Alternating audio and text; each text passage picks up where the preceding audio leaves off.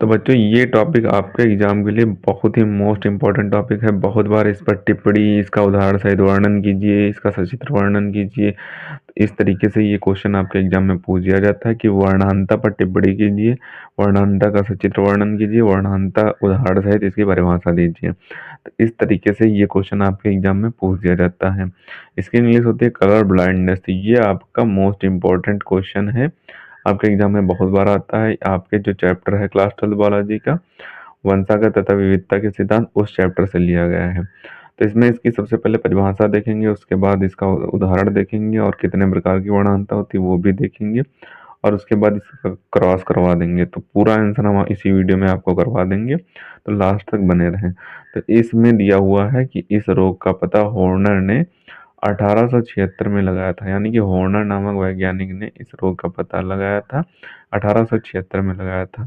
इस रोग में व्यक्ति लाल और हरे रंग में पहचान नहीं कर पाता है, यानी कि जो व्यक्ति होता है जब वर्णांता उसमें हो जाती है तो वो व्यक्ति लाल और हरे रंग की पहचान नहीं कर पाता है। ये अप्रभावी जीन्स एक्स गुणसूत्र पर पाया जाता है, यानी कि जो अप्रभावी जीन्स होते हैं उनके एक्स गुणसूत्र पर ये रोग पाया जाता है।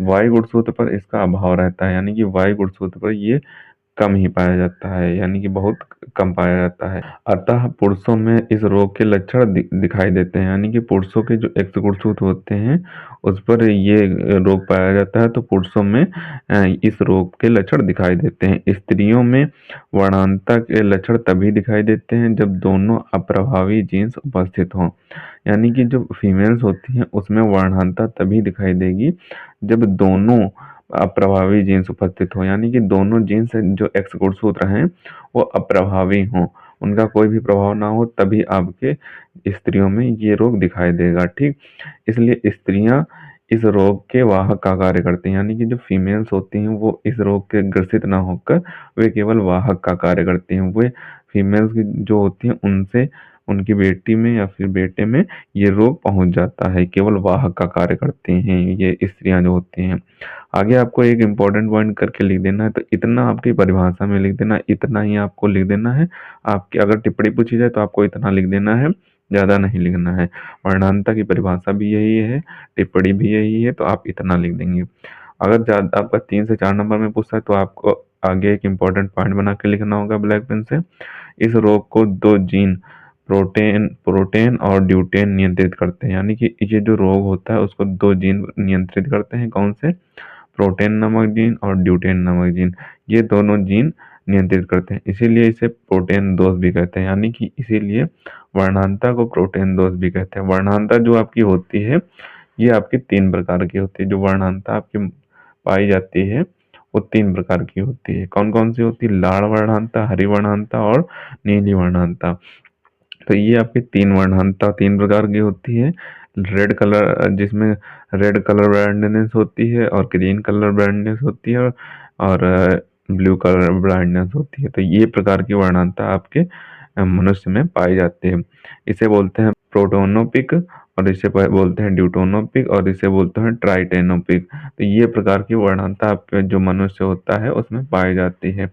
इसके एग्जाम्पल में आपको लिख देना है, उसके बाद इसका क्रॉस करा देना है। एग्जाम्पल में आपको लिखना है एक सामान्य स्त्री, यानी कि जिस पर एक्स एक्स कोई भी वर्णांता नहीं है इस पर, और एक वर्णांत पुरुष, यानी कि उसके एक्स गुणसूत्र पर कलर ब्लाइंडनेस का साइन लगा हुआ है, यहाँ पे सी लगा हुआ है, यानी कि वर्णांता का साइन लगा हुआ है। से उत्पन्न संतानों में वर्णांता का अप्रभावी जीन जीन पिता से पुत्री में पहुंचता है, जो कि पुत्रियां इस रोग की से ग्रसित ना होकर वाहक ही रहती हैं तथा पुत्र सामान्य रहते हैं, यानी कि पुत्र इसमें समान रहेंगे। जब एक सामान्य स्त्री और वर्णांत पुरुष में क्रॉस कराया जाएगा तो इसका जो ये वर्णांत पुरुष है इसका जो एक्स गुणसूत्र है ये पुत्रियों में चला जाएगा। जो वर्णांता का लक्षण है ये पुत्रियों में चला जाएगा, लेकिन पुत्रियां इस रोग से ग्रसित नहीं होती हैं। ग्रसित ना होकर ये केवल वाहक का कार्य करती हैं, और जो इन दोनों के क्रॉस से उत्पन्न हुआ पुत्र होता है वो सामान्य रहता है। अभी हम आपको क्रॉस करा के दिखा देंगे तो आपको सब समझ में आ जाएगा। ठीक, तो इसके क्रॉस को भी देख लेते हैं आगे। तो यहाँ पे एक नॉर्मल मदर ली गई है, यानी कि इस पर कोई कलर ब्लाइंडनेस का साइन नहीं लिया हुआ। कलर ब्लाइंडनेस यानी कि वर्णांध पुरुष लिया गया है, वर्णांध फादर लिया गया है, जिस पर एक्स गुणसूत्र पर कलर ब्लाइंडनेस का साइन लगा हुआ है। जब इनके मध्य हमने क्रॉस करा है, इस एक्स का जब क्रॉस करा है इन दोनों एक्स से, तो जो एक्स एक्स एक्स सी एक्स प्राप्त हुआ और एक्स सी एक्स प्राप्त हुआ, तो ये वाहक पुत्रियां आपकी प्राप्त हुई। जब इन दोनों का क्रॉस हमने इन दोनों से कराया, यानी कि वाई से कराया, इन दोनों का क्रॉस इससे कराया, देखो इन दोनों का इससे तो हो गया, फिर इन दोनों का इससे भी क्रॉस कराया जाएगा, तो यहाँ पे आपका सामान्य पुत्र प्राप्त होगा, यानी कि एक्स वाई। इन पर तो कोई कलर ब्लाइंडनेस का साइन लगा नहीं है, ये सी प्रकार का साइन तो लगा नहीं, तो ये एक्स वाई बनाएगा आपका, और ये वाला भी एक्स वाई बनाएगा। तो ये आपके सामान्य पुत्र हो जाएंगे, जो कि आपका F1 पीढ़ी में प्राप्त होता है। ठीक, यानी कि नॉर्मल मदर जब होगी आपकी और कलर ब्लाइंडनेस फादर जब आपका होगा, तो उनमें जो पुत्रियां होती, उनसे जो उत्पन्न होने वाली पुत्रियां होंगी, वो वाहक का कार्य करेंगे, लेकिन जो पुत्र उत्पन्न होंगे वो सामान्य रहेंगे।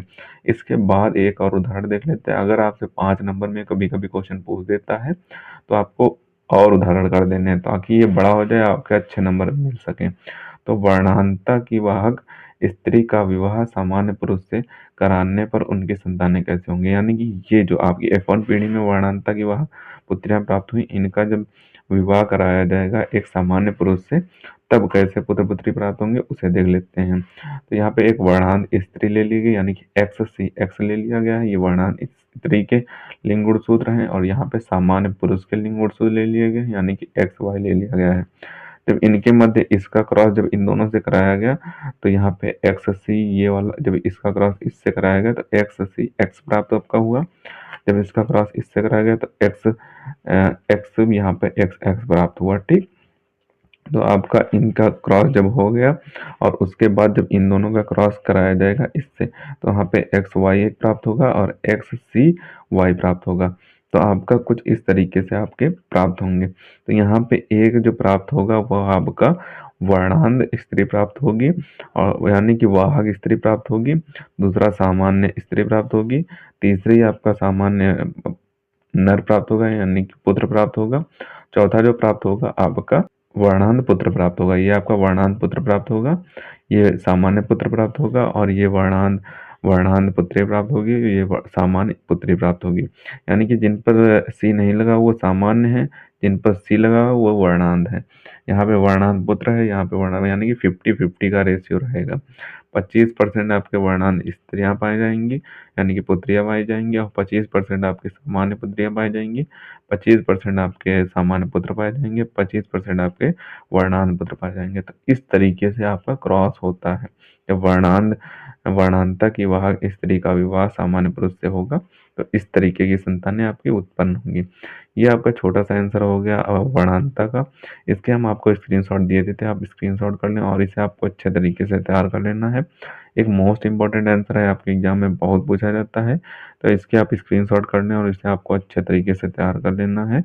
एक मोस्ट इंपॉर्टेंट आंसर है, हम हर बार बता रहे हैं, आपके एग्जाम में बहुत पूछा जाता है। इस पर टिप्पणी, इसके प्रकारों सहित वर्णन, एग्जाम्पल सहित वर्णन 5 नंबर में इसी तरीके से क्वेश्चन आपके एग्जाम में आ जाता है। तो स्क्रीनशॉट दिए देते हैं, आप स्क्रीनशॉट कर लें, इसे आपको अच्छे तरीके से तैयार कर लेना है। तो सबसे पहले आप इतने पार्ट का स्क्रीनशॉट करें, अब बचे हुए पार्ट का स्क्रीनशॉट करें यहाँ पे आप, और जो नीचे पार्ट दिया गया उसका भी आप स्क्रीनशॉट कर लें यहाँ पे, और जो पीछे इसका जो क्रॉस दिया गया उसका भी आपको स्क्रीनशॉट दिए देते हैं। तो अब आप यहाँ पे इस क्रॉस का स्क्रीनशॉट कर लें, आपको क्रॉस देख लेना है, इसी तरीके से कराना है। ठीक, दूसरे क्रॉस का अगर करना चाहें तो कर सकते हैं, वरना वहां तक लिख देंगे तो आपको पूरे नंबर मिल जाएंगे। ठीक, करना चाहें तो इसका भी स्क्रीनशॉट कर लें।